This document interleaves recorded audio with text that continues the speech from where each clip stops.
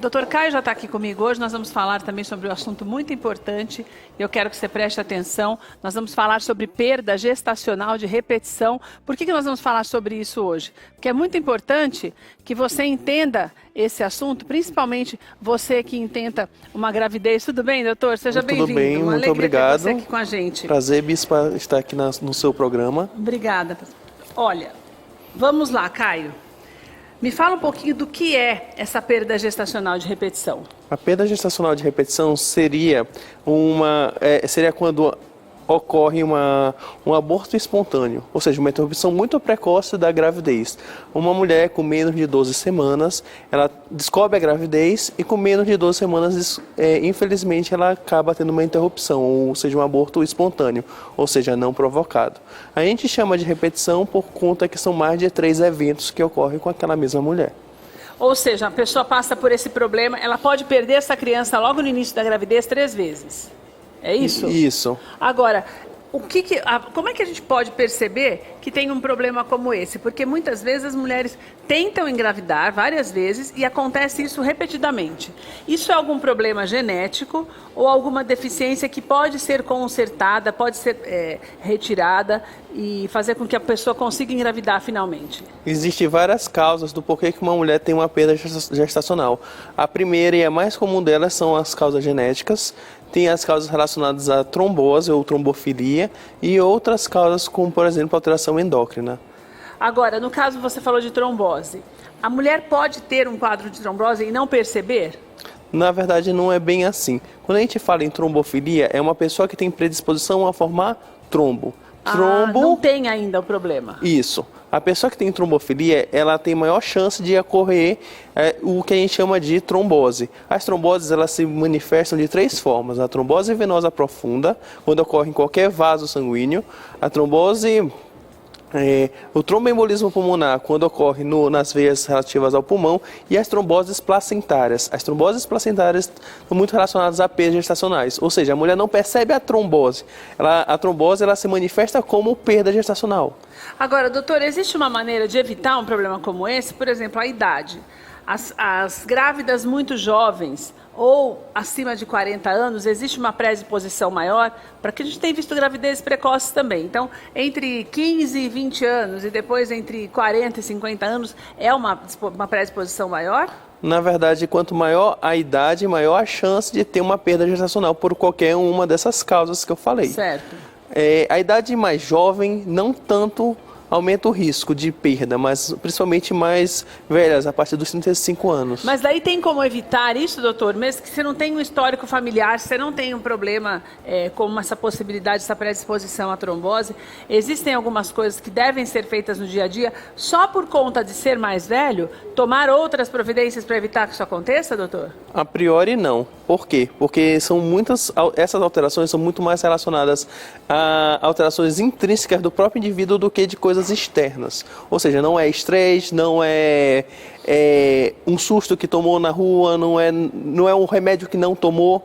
Entendeu? Tem muito mais relação com alterações da própria pessoa e relacionadas à idade do que cuidados gerais. Daí, num caso como esse, por mais repouso que se faça, existe essa... Agora, quando a pessoa passa pelo problema uma vez, doutor, existe a possibilidade disso acontecer várias vezes? Assim, ter uma perda gestacional anterior não predispõe a ter uma nova perda gestacional. É o mesmo risco de qualquer mulher naquela idade, salvo, claro, casos de mulheres que têm trombofilia. Agora, quando a pessoa já passa por um problema como esse, depois, quando ela engravida de novo, tem que ter outros cuidados mais efetivos, doutor, para evitar o problema? Na verdade, deveria-se inicialmente fazer a investigação do porquê que aquela mulher e porquê aquele casal teve a perda gestacional, porque uma vez identificado, teria algumas medidas a mais a serem tomadas. Então, na verdade, a pessoa passa por um problema como esse, ela faz outros tipos de exames para poder detectar? Isso mesmo. A gente faz uma bateria de exames, onde a gente procura causas genéticas, causas relacionadas à trombofilia e causas endócrinas relacionadas a perdas gestacionais. Doutor, eu posso colocar minha vida em risco se eu já tiver passado, por exemplo, por 2, 3 abortos como esses, espontâneos, e continuar tentando? Isso pode fazer mal à saúde da mulher? Não, de jeito nenhum. Tanto é que Na maioria dos casos, a gente indica uma nova gravidez. Uma nova gravidez não aumenta o risco de problemas de saúde.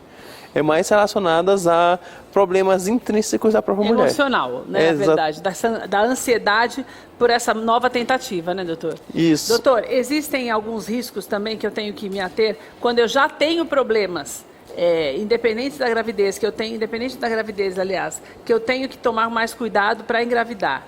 O risco pode ser maior quando existem problemas já inerentes à gravidez? Sim, por exemplo, o consumo de medicações. Algumas mulheres já tomam medicações antes de engravidar por conta de epilepsia, ou, por exemplo, problemas cardíacos, ou outros problemas que, durante a gravidez, aqueles remédios não são indicados.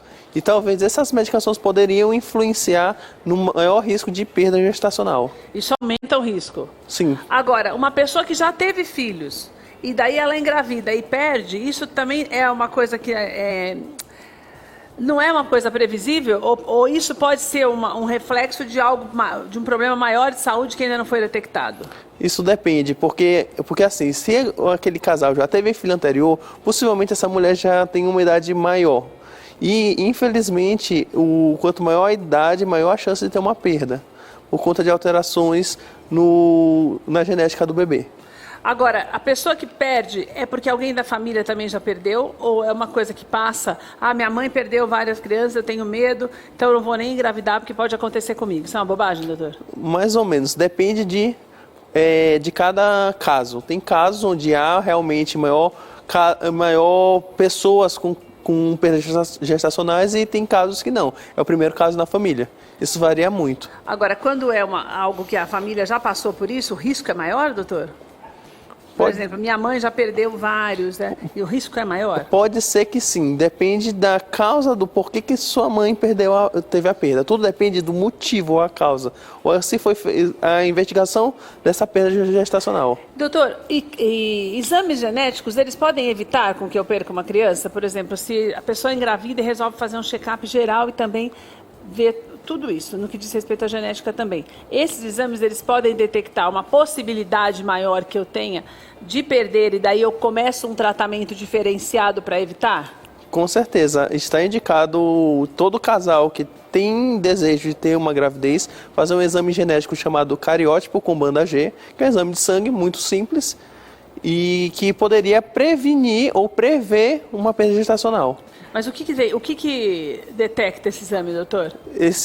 O exame do cariótipo, ele detecta alterações cromossômicas. Sei. O nosso DNA é como se fosse uma fita. Tá. Só que a gente não anda com uma fita solta. A gente enrola, concorda? Certo. Dessa forma, o nosso corpo enrola nosso material genético numa estrutura chamada cromossomo. Sei. O cariótipo é olhar todos os cromossomos do indivíduo.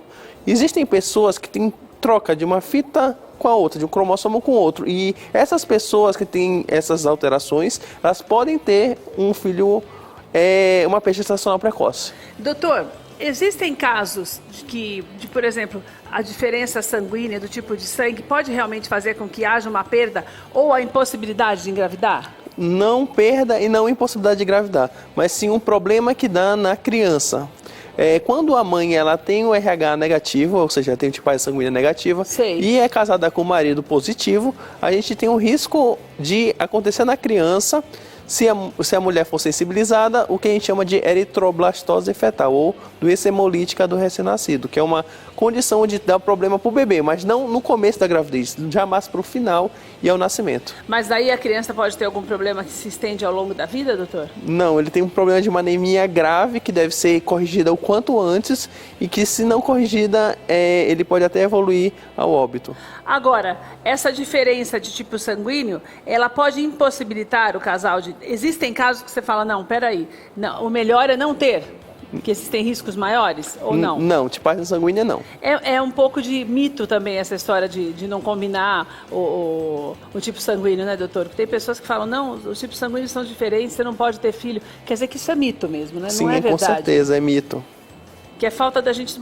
Tá vendo? Isso é falta de você, muitas vezes, estar bem informado. Por isso que a gravidez é importante, a preparação para ela, né, doutor? Cada vez mais a gente percebe os médicos falando sobre isso. Quando você planeja engravidar, faz parte do planejamento toda essa checagem, né, doutor? Para evitar problemas maiores, né? Sim. Exatamente. A questão é que existem os exames que a gente chama de pré-concepção, ou pré-concepcionais antes da gravidez, ou até pré-nupciais, só que a maioria das vezes as mulheres fazem os exames básicos, que são as sorologias, para saber se tem HIV, hepatite, sífilis, mas não vê a parte genética do casal. E seria indicado, como eu falei, para qualquer casal que queira engravidar, fazer pelo menos uma avaliação com o geneticista para ver essa possibilidade desses exames. Doutor, adorei nossa conversa. Obrigada, viu? Muito Vou deixar obrigado. os contatos do Dr. Caio para você. Tem o Instagram dele, que ali você tem mais informações sobre o trabalho dele, que é dr.caio.brusacas. Está aí na tela para você.